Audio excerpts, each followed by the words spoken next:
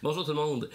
Fin de semaine d'automne ici au Québec et surtout fin de semaine de jeu puisque c'est la fin de semaine du LAL ou le lac à l'épaule ludique, donc direction Offord pour tester de nombreux jeux ramenés des scènes. Alors je vous fais un petit bilan de ce qui sera dans mes valises et de ce que j'ai reçu aussi au courant de la semaine. Alors mon actualité de la semaine, c'est parti.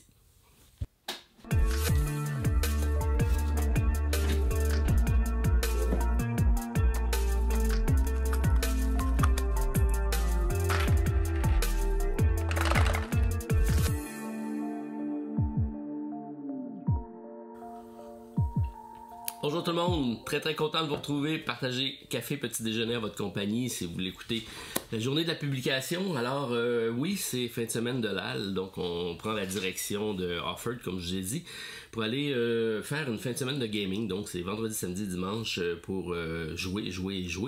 Alors c'est toujours de quoi qui est très attendu. Mes amis d'ailleurs, mes autres amis youtubers seront présents, donc Martin Lafrenière sera là cette année avec sa conjointe Hélène. Il y a David qui va être là avec d'autres, je sais pas s'il y a d'autres personnes qui venaient aussi de Poster Board Game. Alors j'ai hâte de tester tous ces beaux jeux-là en votre compagnie.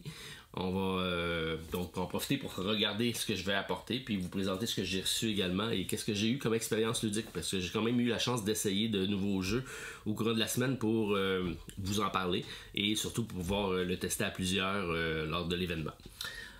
Commençant par le podcast, donc c'était cette fin de semaine, donc vendredi, comme à chaque semaine, on publie le podcast de l'autre côté du plateau en compagnie de mon ami Martin. Et cette semaine, on a fait une petite discussion philosophique sur les jeux de campagne. Alors, pour ou contre, est-ce que c'est rendu qu'il y en a trop? Est-ce que c'est quelque chose pour vous?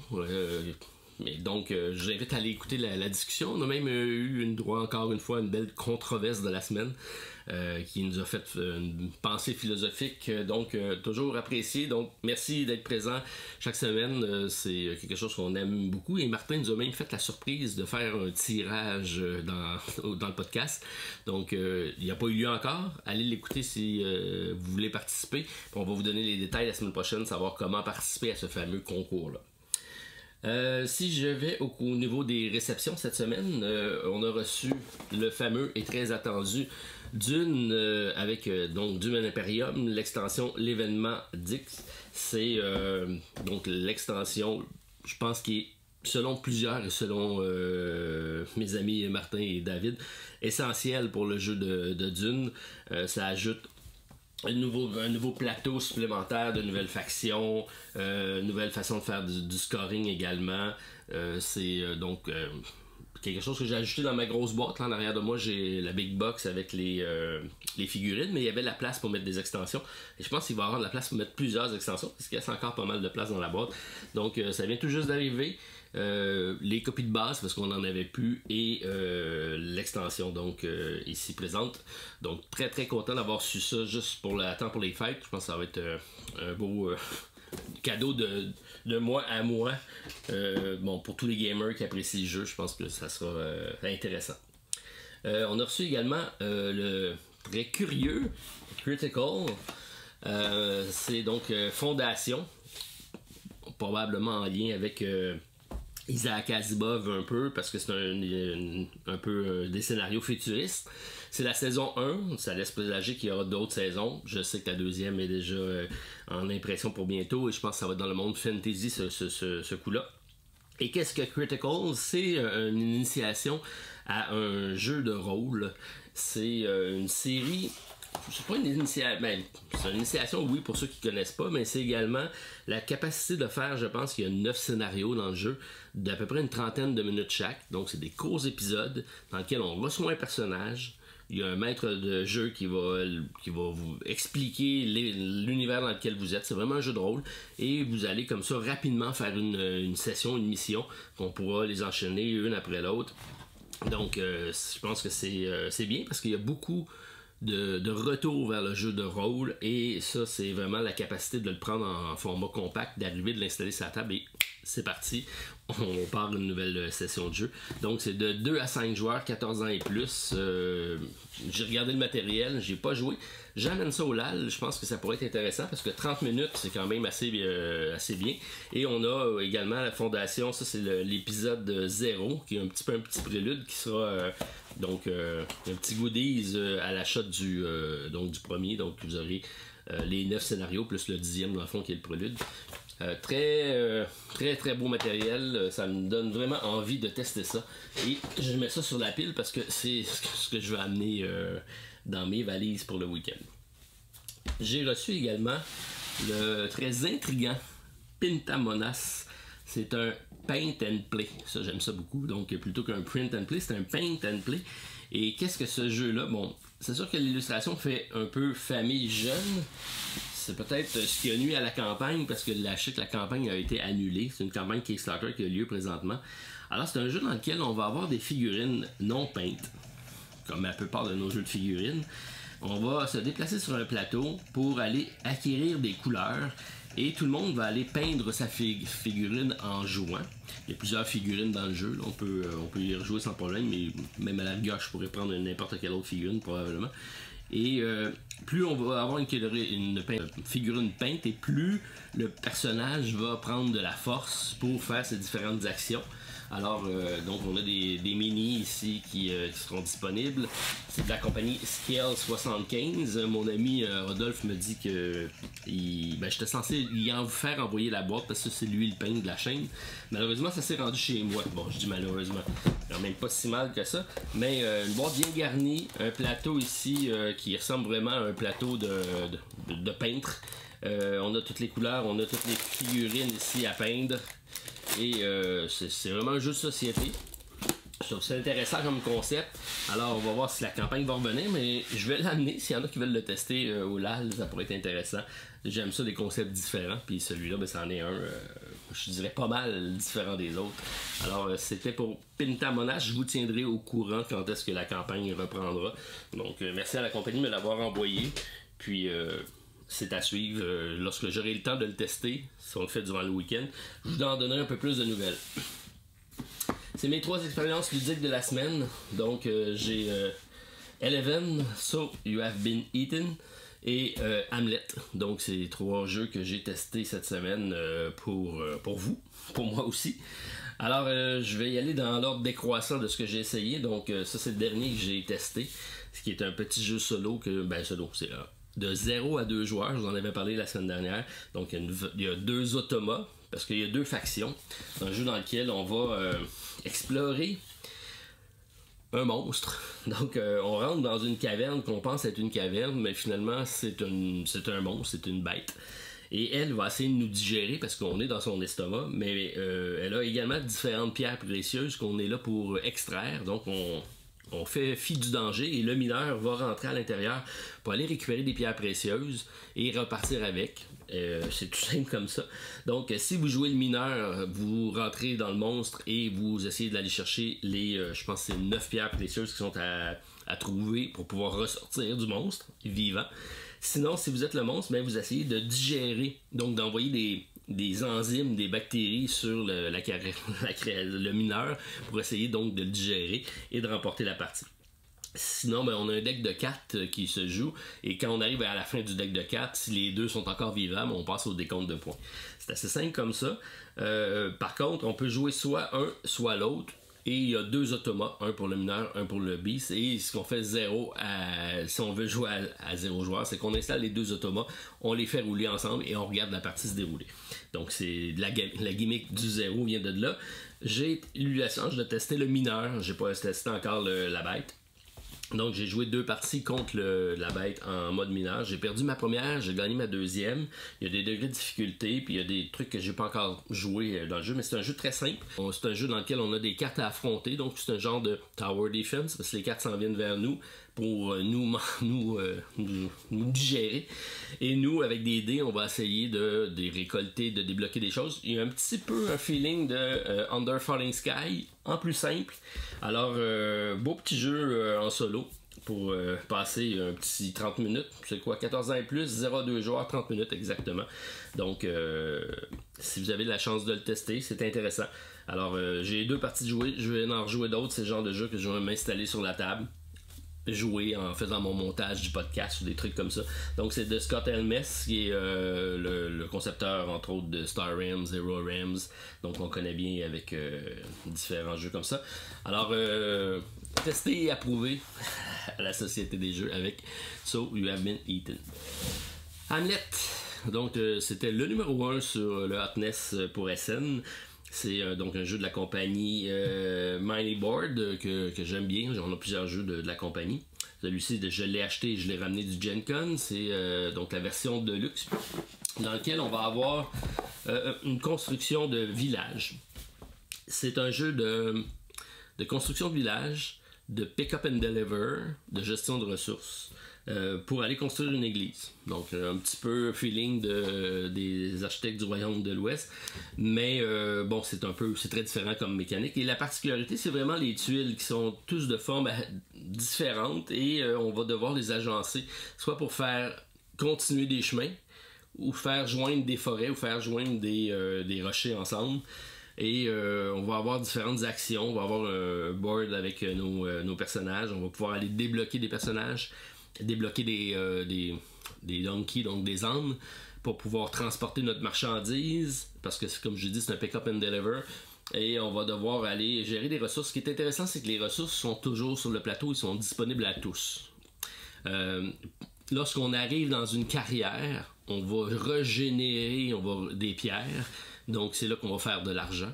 Et après ça, on va avoir la possibilité de les construire. Et quand on construit, on va prendre toutes les ressources qui sont sur le plateau et on va les utiliser. Donc tout le monde utilise les ressources de tout le monde. Ça fait en sorte que c'est un jeu qui est quand même assez dynamique. Et on peut aller construire des tuiles, aller construire des scieries pour aller faire des planches, aller construire des moulins pour aller faire de la farine, des trucs comme ça, qui vont nous permettre aller porter dans le centre du village des ressources pour aller construire la cathédrale. Et quand la cathédrale est construite, c'est la fin de la partie et celui qui aura le plus contribué sera élu maire du village ou peu importe. Donc c'est un jeu qui est relativement simple. Je les joue en solo parce que c'est 1 à 4 joueurs. Le solo fonctionne bien parce qu'on a un petit board dans lequel on a des petites pastilles et on va mettre les différentes actions que l'automa peut faire.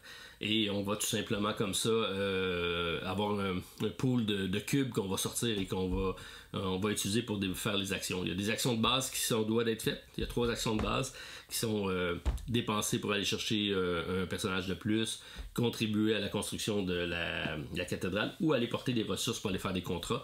C'est toujours disponible et dans l'ordre, on va regarder ce qu'on est capable de faire. On va gérer l'automa qui est très simple à gérer, qui est rapide à faire. Et qui donne un score assez serré aussi au bout de la ligne parce que ma première partie s'est soldée par une défaite de 2 points. Donc c'était quand même bien à ce niveau-là. Alors hâte de le tester à plusieurs. Hamlet, donc 25 minutes par joueur, donc on va dire peut-être 1h30 par partie environ. Donc j'apporte ça pour tester ça au courant de la fin de semaine et je vous en donne des nouvelles, qu'est-ce que ça dit à plusieurs. C'était correct. J'ai pas été en amour avec le jeu. J'ai trouvé qu'il y avait des choses intéressantes, mais ça reste des mécaniques qu'on connaît déjà avec la gestion de ressources très connue dans le jeu de société. Donc c'était pour Hamlet, la construction d'un village. Par contre, j'ai eu la chance de tester Eleven. Je suis pas un grand amateur de soccer ou de foot en français. Par contre, j'adore les jeux de sport, j'adore les jeux de simulation. Et je dois dire que celui-ci m'a vraiment très agréablement surpris. J'ai vraiment adoré ma première expérience. J'ai fait 2 mini-campagnes de suite. Là. Parce que dans l'intérieur du jeu, on a des scénarios. Je pense qu'on a 6 scénarios qu'on peut faire. On peut faire des parties génériques là, sans problème. On peut les faire à répétition. Mais on a également un mode avec des campagnes. On commence en division 3 pour pouvoir éventuellement se faire des rivaux, monter en 2, monter en 1. Donc c'est tout cet aspect-là. Et c'est un jeu donc dans lequel on va devoir vraiment gérer une équipe de football. On va avoir, ça se déroule sur une semaine, donc au début de la semaine, on va recevoir nos profits, si on veut, de notre installation, parce qu'on va pouvoir, le reste de la semaine, sur 3 jours, commencer à planifier. On va-tu construire notre stade pour avoir plus de sponsors? On va-tu aller chercher des stands supplémentaires pour avoir plus de fans dans nos estrades et faire plus de revenus? On va-tu aller engager des joueurs? On va-tu les entraîner pour pouvoir avoir des joueurs plus performants? On a 3 marchés de joueurs qui sont assez intéressants. On a le marché traditionnel de joueurs qu'on va devoir acheter, donc dépenser de l'argent pour aller les chercher. On a les vétérans qui sont accessibles, mais ils sont sur le déclin, donc ils sont plus vieux, et plus ils prennent de l'expérience et moins ils sont bons généralement parce qu'ils sont en fin de carrière. Ou on a les jeunes qui, ça c'est un coup de dé, ils sont tous face cachée, on ne sait pas vraiment qu'est-ce qu'ils peuvent nous donner quand on les engage, on sait juste s'ils sont en aspect offensif ou défensif, et dans quelle position ils vont jouer au terrain, donc c'est en offensive, en milieu de terrain ou en défensif, et on va, quand on va les entraîner, on va tourner la carte, et là on va avoir la surprise de voir quel type de joueur on va avoir recruté. Ça, je trouve ça super bien. Et les parties, je pensais que ça allait être... on m'avait dit que les parties, c'était pas l'aspect intéressant du jeu, mais moi, c'est l'aspect que j'ai vraiment aimé, parce qu'on a vraiment un système de pool, donc de tournoi à plusieurs équipes pour pouvoir remporter la série. Et de la façon que ça se passe, c'est qu'on va avoir une carte qui va nous dire qui on va affronter. Donc au début de la semaine, on sait c'est qui notre prochain adversaire. On a un petit texte de presse qui va nous dire voilà quelle situation on a dans cette équipe-ci. Ils viennent de recruter un milieu de terrain, il est prometteur, on sait pas si c'est un... Fait que là, on essaie de se voir, de construire notre équipe en conséquence de ce qu'on pense que ça va être. Et ensuite, lorsqu'on vient le temps de faire la partie, on révèle ça, on a la force de toutes les équipes. On fait tout simplement une mathématique, champ gauche, milieu de terrain contre milieu de terrain, l'aile gauche contre l'aile droite et l'aile droite contre l'aile gauche, défensif, offensif. Très simple. Et on calcule comme ça les points. On a des petites cartes tactiques qu'on peut rajouter pour booster nos joueurs.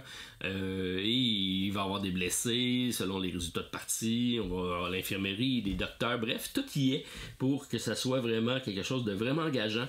Donc 14 ans et plus, 90 minutes, 1 à 4 joueurs. Je suis pas un amateur d'extension, mais celui-ci, je regrette de ne pas avoir pris les extensions du jeu parce que dans la campagne GameFound, il y avait le jeu de base. Ça, on va l'avoir en français d'ailleurs, il va arriver en français. J'ai pris la campagne solo qui est un must-have pour moi parce que je vais y jouer essentiellement solo. Mais il y a également des extensions pour les joueurs internationaux, les stades de partout dans le monde. Je pense que c'est le genre de jeu que j'aimerais avoir, les extensions du jeu, parce que je vois le potentiel d'y jouer vraiment de façon régulière à ce jeu-là. C'est le genre de jeu que je vais aimer m'installer et faire des parties. Donc, belle surprise pour ma part. Eleven, donc Football Manager Board Game. C'est de chez Portal, comme je vous dis, ça arrive en français. Ça va sortir également en boutique. Alors, c'est mon coup de cœur de la semaine, donc je vous le partage. Puis... surveillez ça si vous êtes amateur de foot, c'est sûr que vous allez apprécier. Si vous aimez les jeux de simulation aussi, je pense que c'est quoi que vous allez quand même apprécier. Donc dans mon cas, j'ai coché les 2 cases et très surpris, et vraiment jusqu'à présent c'est un des bons jeux que j'ai ramené d'Essen. Alors, jeu de ramener des scènes en partant, c'est une bonne exemplaire de ce que j'amène au LAL. Donc, c'est ce qu'on m'a demandé. C'est ce que je veux tester, bon, en plus des jeux que je viens de vous présenter, bien sûr. Alors, c'est des jeux que la plupart, je vous en ai parlé. Donc, Starship Captain, Astra, on s'en est parlé. Atibois, mon ami Steve, a fait une vidéo sur la chaîne. Zoo Tycoon, j'ai également une vidéo sur la chaîne qui est présentement présente. Twilight Inscription, on en a parlé dans le podcast, mais je veux également l'amener pour le jouer jusqu'à 8. Je l'ai joué seulement en solo. Ça pourrait être une grosse partie. Draft and Write et Age of Comics, c'est 2 Kickstarter ou GameFound que j'ai parlé également, qu'on m'a demandé. Recognition, j'ai pas eu la chance lui de le tester, ça va être quelque chose d'intéressant pour moi. Tribe of the Wind, qui est Tribu du Vent, qui pour moi a été une de mes belles révélations de cette année. Vous allez apprécier, c'est sûr et certain. Puis j'ai déjà mon solo qui est en préparation pour celui-là. Block and Keys que j'ai présenté sur la chaîne. Tiwanaku, je ne l'ai pas testé encore. C'est un jeu un petit peu à la Cryptid. Alors j'ai hâte de tester ça. Puis Challenger qui est un jeu de deck building en mode tournoi. Ça aussi, ça va être bien. Alors, j'ai Gardener aussi. C'est un jeu de 1 à 4 joueurs, 15 minutes par partie, 10 ans et plus. C'est des challenges qu'on fait en mode coopératif, dans lequel on va devoir reconstruire un jardin, mais on va faire ça en communication limitée. Et on va avoir un gros sablier de 15 minutes. Et on va devoir donc composer les tuiles pour recréer le jardin qu'une des personnes a avec des contraintes. Donc on peut faire les challenges un après l'autre. Alors ça aussi, ça va être intéressant à tester votre coop. Alors c'est complet pour ma petite vidéo de la semaine, mais plusieurs m'ont parlé la semaine passée. Pourquoi j'ai pas mon TMC de la semaine? Et là, j'ai pensé vous en faire un. Alors, à vos crayons, vos papiers, ceux qui sont intéressés à faire le relevé de défi de tu te mets combien en jeu de cartes. Alors, c'est mon challenge de la semaine. On reste dans la thématique jeu, parce que, comme j'ai dit, c'est une fin de semaine de jeu. Alors, vous pouvez le faire en famille, en coopératif ou en compétition. Je vous laisse déterminer votre mode de jeu. Comme à l'habitude, je lis des questions de 1 à 10 une première fois. Vous notez des réponses. La première vaut 1 point, la 10e 10 points. Je les relis pour vous donner les résultats et on compare tout ça pour le plaisir de jouer. Alors, tu te mets combien en jeu de cartes? C'est la question de cette semaine. Alors, 1 pour 1 point. Pouvez-vous jouer au blackjack avec des cartes du membre de Costco ou d'un membre de club vidéo ou d'un membre de club quelconque? On sait que les premières questions sont souvent très faciles. 2. Un jeu de cartes classique de 13 valeurs hors Joker compte-t-il 16, 34 ou 52 cartes? Donc un jeu de cartes classique de 13 valeurs hors Joker, donc sans compter les Jokers, compte-t-il 16, 34 ou 52 cartes?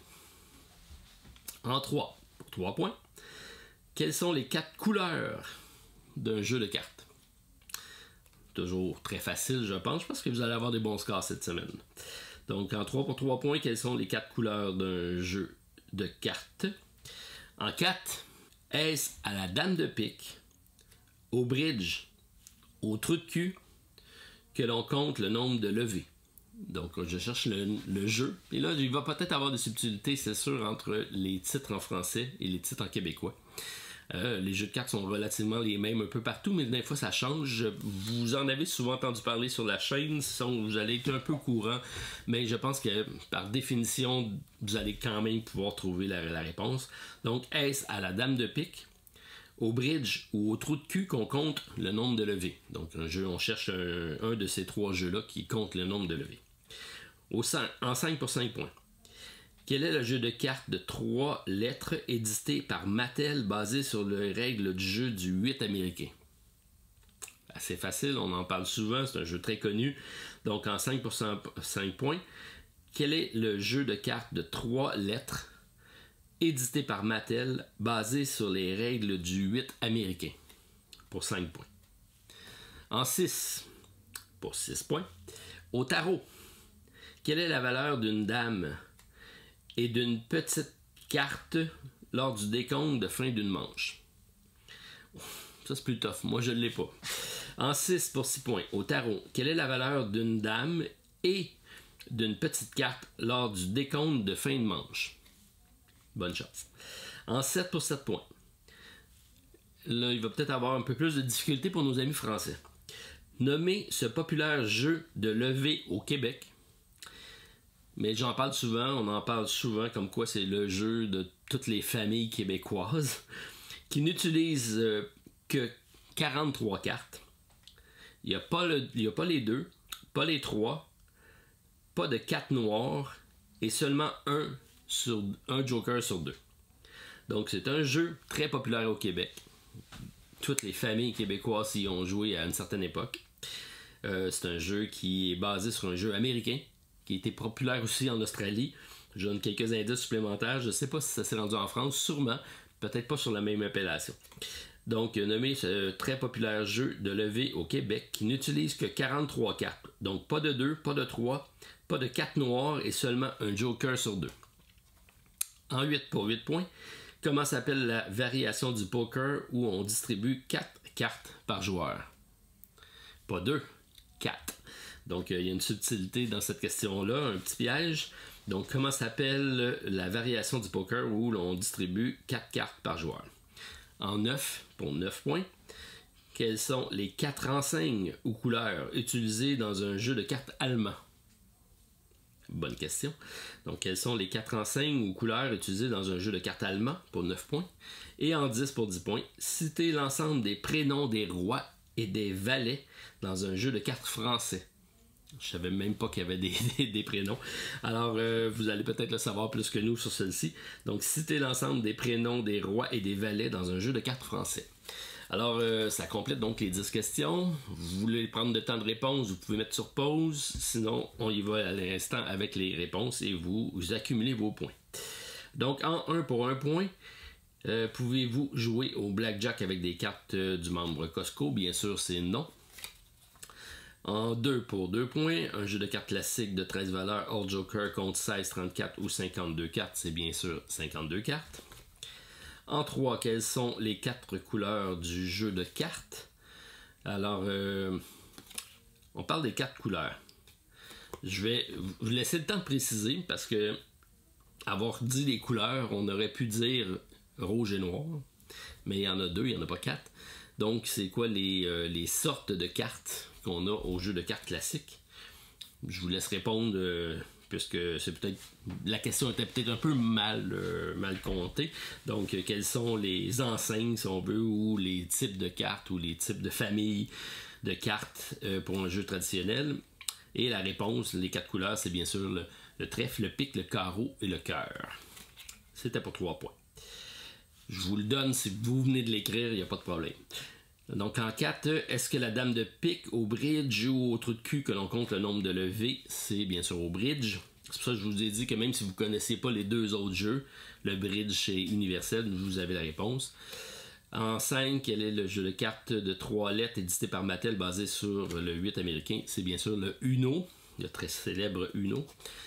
En 6, au tarot, quelle est la valeur d'une dame et d'une petite carte au décompte? Ça, j'en ai aucune idée. Mais la réponse, c'est 4 points. Voilà. En 7, nommez le populaire jeu au Québec qui n'utilise que 43 cartes. Et c'est le 500. Je ne sais pas si vous l'aviez. Nous, en tout cas, moi j'avais la réponse. C'est un jeu qui a été très populaire ici. Je sais que c'est un jeu qui était américain, qui a été traduit au québécois. Je sais qu'il y a le Rami 500 en France, mais c'est pas exactement la même chose. Donc, vous me direz si c'était connu chez vous. En 8, comment s'appelle la variation du poker qui n'utilise que 4 cartes par joueur?